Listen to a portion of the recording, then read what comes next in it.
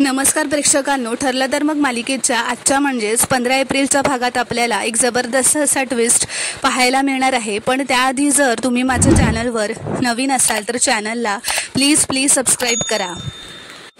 तर प्रेक्षकांनो, आता आपण पाहतो की प्रताप पूर्णाजीला म्हणतो, पूर्णाई काळजी करण्यासारखं काहीच नाही आहे। अर्जुनला फक्त एका केसमध्ये माघार घ्यावी लागली म्हणून त्याची चिडचिड होते।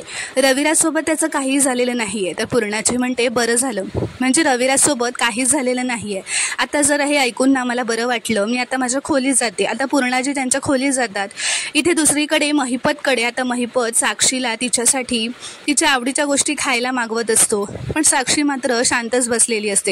महिपत व तिच्या आवडीच्या गोष्टी मागवतो, तिला काही खायला पण सांगत असतो, देत असतो, पण सायली आता जोरातच रागाने ती प्लेट तिच्या हातातून फेकून देते व म्हणते, नकोय मला काहीच खायचं नाही आहे, असं म्हणत ती तिथून उठून निघून जाते। तर इथे दुसरीकडे सायलीने अर्जुनचा राग घालवण्यासाठी एक आयडिया काढलेली असते। तिने आता त्यांच्या खोलीत अर्जुनचे सगळे अवॉर्ड, सर्टिफिकेट्स सगळी लाईनीत लावून ठेवलेली असतात। अर्जुन घरी येताच ते बघतो। सायली आता तिथे येते व आता ती त्या सगळ्या गोष्टी पुन्हा अर्जुनला आठवण करून देते। एका नाटक स्वरूपात ती त्या सगळ्या गोष्टी त्याला आठवण करून देते।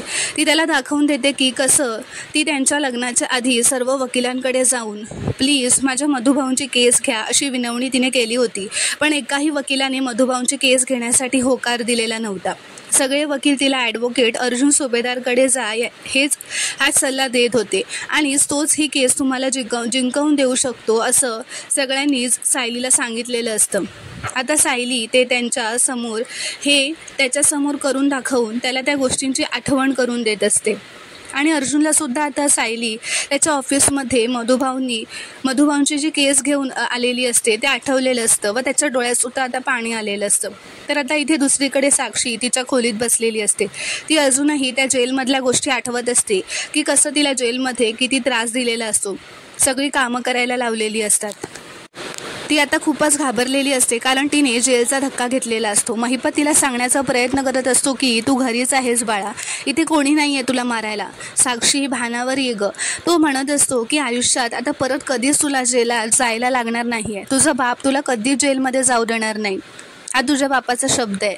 तर आता इथे दुसरीकडे सायली अर्जुनचं वकिलाचं जॅकेट घालते आणि जेव्हा सायली अर्जुनला पहिल्यांदा मधुभाऊंच्या केस संदर्भात भेटायला गेलेली तेव्हा अर्जुन कसं तिच्याशी बोलला होता याची ती आता ॲक्टिंग करून दाखवते। अर्जुन तिला जे म्हणाला होता ते म्हणून दाखवते व म्हणते, हो मी तुमच्या मधुभाऊंना या केसमधून निर्दोष सोडवेन।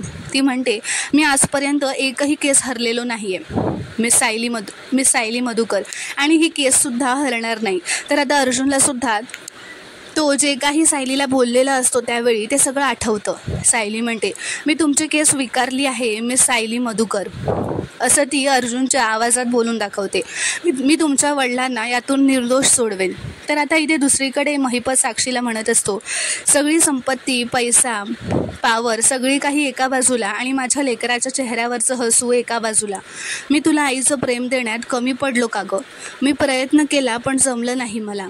ही बापाची मांडी अशी जागा आहे ना ज्याच्यावरून कोणीही तुला कुठेही नेऊ शकत नाही, काळजी करू नको, झोप इथे, असं म्हणत आता साक्षी महिपतच्या मांडीवर रडतच झोपत असते। तर आता इथे सायली अर्जुनला म्हणते, मला तेव्हाच कळलं होतं मी एका यशस्वी वकिलाच्या हातात माझ्या वडिलांचं भविष्य सोपवलं आहे। तर आता सायली अर्जुनला त्याने जिंकलेल्या केसचे सर्टिफिकेट्स दाखवते व ते वाचून दाखवत असते। ती म्हणते, तुमच्या या ट्रॉफीज, ही सर्टिफिकेट्स, ही सुवर्णपदकं बघितलीत का?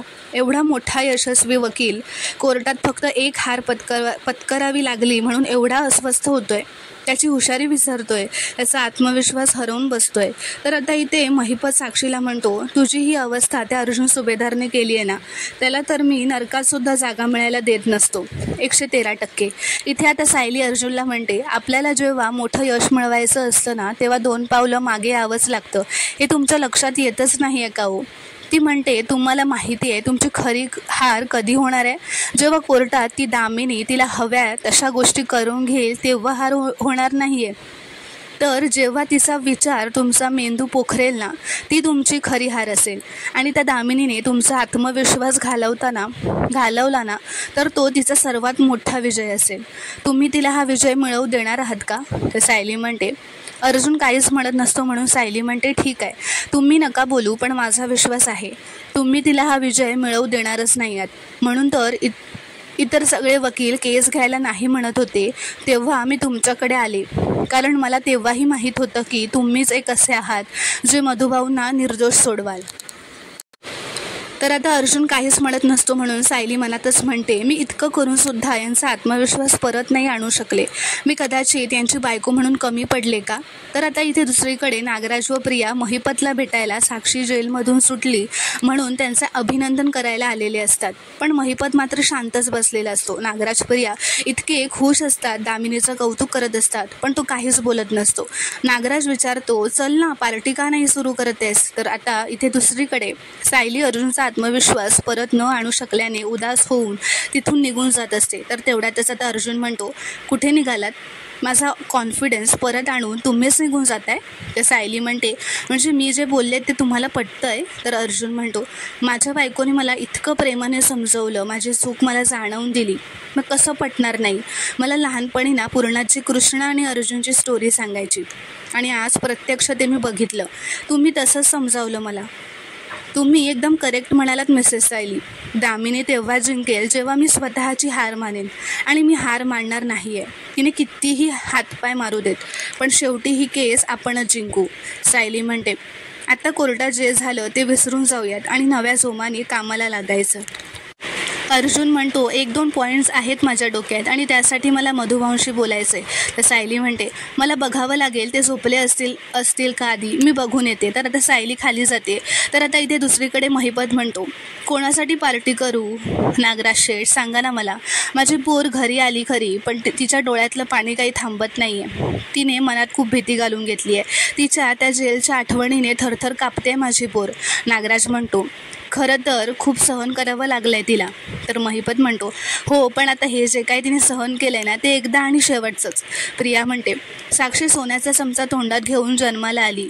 हे असं जेलचं आयुष्य बघितलं नाही आहे ना तिने कधी. वेळ द्या अण्णा तिला या सगळ्यातून बाहेर पडायला. नागराज म्हणतो, चला आता तरी आपण पार्टी सुरू करूयात का? तर महिपत म्हणतो, नको नागराज शेठ, तुम्ही तुमची पार्टी करा, माझा मूड नाही आहे. प्रिया म्हणते, तुम्ही काय बोलला होतात महिपत सर? त्या अर्जुनच्या नाकावर टिकसून साक्षीला बाहेर काढल्यावर अख्ख्या पनवेलमध्ये ढोल ताशा वाजवत फिरेल. आणि काय इथे घरात साधा म्युझिक नाही आहे? तर महिपत म्हणतो, वाजणार, म्युझिक वाजणार. नागराज म्हणतो, ती दामिनी तुझ्याबरोबर त्या अर्जुन सुभेदारला अद्दल घडवायची जन्माची अद्दल घडवेल ती. नागराज म्हणतो, एवढं सगळं चांगलं असताना हनुवटी जमिनीला टेकून काय बसलायस? चल सुरू कर. आनंदी आनंदगडे इकडून तिकडे दाहीकडे असं ते म्हणत असतात. तर महिपत म्हणतो, असं नाही नागराज शेठ, आनंदी आनंदगडे अर्जुन सुभेदारला चाहूकडे असं आहे ते. असं आता महिपत खूपच रागात म्हणत असतो. तर आता इथे दुसरीकडे मधुभाऊ गार्डनमध्ये असतात. सायली तिथे येते. सायली म्हणते, मधुभाऊ तुम्ही इथे आहात? मी तुम्हाला आउट हाऊसमध्ये शोधत होते. मधुभाऊ म्हणतात, अगं झोप येत नव्हती ना, आज जे काही कोर्टात झालं ते फार चांगलं झालेलं नाही आहे. खोलीत बसून राहण्यापेक्षा इथे येऊन अशा फेऱ्या मारल्यावर जरा बरं वाटतं गं. सायली म्हणते, हो ना, मलाही असं फेऱ्या मारायला आवडतं. मधुभाऊ म्हणतात, ही हिरवळ बघून ना मला आपल्या घराची आठवण येते. आता मधुभाऊ आश्रमाच्या आठवणी काढत असतात. आठवणी सायलीला सांगत असतात. सायलीच्या डोळ्याचे सगळं आठवून ऐकून पाणी आलेलं असतं. तर आता सायली मधुभाऊंना म्हणते, हे सुद्धा ना आता या केससाठी नव्या जोमाने कामाला लागलेत, सगळं काही विसरून. प्रिया आणि साक्षी आधीपासूनच मैत्रिणी होत्या हे आता यांना कळलंय आणि त्यांनी आता या केसबद्दल तुमच्याशी बोलायचं ठरवलंय. त्यांना ना तुमच्याशी बोलायचं आहे थोडं. सायली आता म्हणते की आता आपण रडायचं नाही तर लढायचं. चला आपण तिघं मिळून आता नव्या जोमाने कामाला लागूयात. तर आता ते दोघंही घरात जातात. तर आता इथे महिपतने आणि नागराज प्रियाने दारू पिलेली असते. महिपत आता दारूच्या नशेतच ओरडत असतो, जिंकला रे जिंकला, महिपत जिंकला. प्रियालाही ती दारूची नशा चढलेली असते. तर आता प्रिया दारूच्या नशेतच म्हणते, चला आता घरी जायला हवं, म्हातारी वाट बघत असेल. तर आता मधुभाऊ व सायली मधुभाऊ व सायलीवर अर्जुनच्या खोलीत येतात. अर्जुन म्हणतो, मधुभाऊ मला तुमच्याशी केसबद्दल बोलायचं होतं, पण आत्ता माझ्या डोक्यात वेगळीच आयडिया आली आहे. अश्विन आणि तन्वी अजून घरी आलेले नसतील ना? तर सायली म्हणते, हो अजून ते घरी आलेले नाही आहेत. तर अर्जुन म्हणतो, आपण ना आता त्यांच्या खोलीत जाऊया आणि त्यांची खोली चेक करूया. आपल्याला काहीतरी पुरावे नक्कीच मिळत आहेत का बघूया. आपल्या खोलीला लॉक होतं म्हणून तन्वीने एवढा मोठा तमाशा केला होता. याचाच अर्थ आता त्यांची खोली उघडीच असेल. तर सायली म्हणते, तिला हे कळलं ना तर ती घर डोक्यावर घेईल. आणि आत्ताच तर रविराज काकांनी नोटीस पाठवली आहे ना आपल्याला की ती खोलीत नसताना आपण असं काही करू शकत नाही. आणि तुम्ही म्हणालात ना की अशा मार्गाने माहिती काढायला नको. तर अर्जुन म्हणतो, अहो तन्वीची जी स्ट्रॅटेजी असते ना, आता आपण तिच्याचवरती तिची स्ट्रॅटेजी वापरतोय आणि आपल्याला तन्वीची माहिती मिळायला नको का? तर आता मधुभाऊसुद्धा म्हणतात, हो पण आता जर जावई बापूंना वाटत असेल तर आपण तिच्या खोलीत जायला काय हरकत आहे. तर सायली म्हणते, आपण तिच्या पातळीवर का उतरायचं. आणि मी तिच्या खोलीत मोबाईल ठेवला होता आणि ती माझ्याकडून चूक घडली होती, हे मी मान्यसुद्धा केलं आहे. पुन्हा मी हे नाही करू शकत. तर मधुभाऊ म्हणतात, अगं साऊ, मला तर यात काही चुकीचं वाटत नाही आहे. प्रियाला तिच्याच पद्धतीने हाताळायला हवं. अर्जुन सायलीला म्हणतो, तुम्ही का आर्ग्यू करताय सायली? एवढ्या वेळात तिची रूम चेक करून पण झाली असती. चला मधुभाऊ, अश्विन आणि तन्वी येण्याआधी आपण तिची रूम चेक करूयात. असं म्हणून आता ते तिघंही तन्वीच्या रूमकडे जातात. तर आता अर्जुन, सायली व मधुभाऊ तन्वीच्या खोलीत लपून आलेले असतात. अर्जुन म्हणतो, आता आवाज करू नकात. या केस संबंधित काही सापडलं तर लगेच मला बोलवा.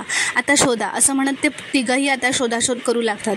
तर आता सगळे प्रियाची खोलीची झडती घेऊ लागतात. तर मित्रांनो, पुढील भागात आपण पाहणार आहोत की मधुभाऊंना तन्वीच्या कपाटाचं एक लाल गाठोडं सापडलेलं असतं, ज्यात सायलीचा लहानपणीचा फोटो असतो, जो ते लगेचच ओळखतात व म्हणतात की हा तर सायलीचा लहानपणीचा फोटो आहे. म्हणजे प्रिया सायलीच्या बाबतीत काही गडबड तर करत नाही आहे ना. तर आता मधुभाऊंना प्रियावर संशय आलेला असतो की काय, हे पाहणं खूपच रोमांचक ठरणार आहे. पुढील भागात काय घडणार हे पाहणं खूपच इंटरेस्टिंग ठरणार आहे. व्हिडिओ पूर्ण बघितल्याबद्दल धन्यवाद. व्हिडिओ आवडल्यास कॉमेंटमध्ये नक्की कळवा व चॅनलला प्लीज सबस्क्राईब करा.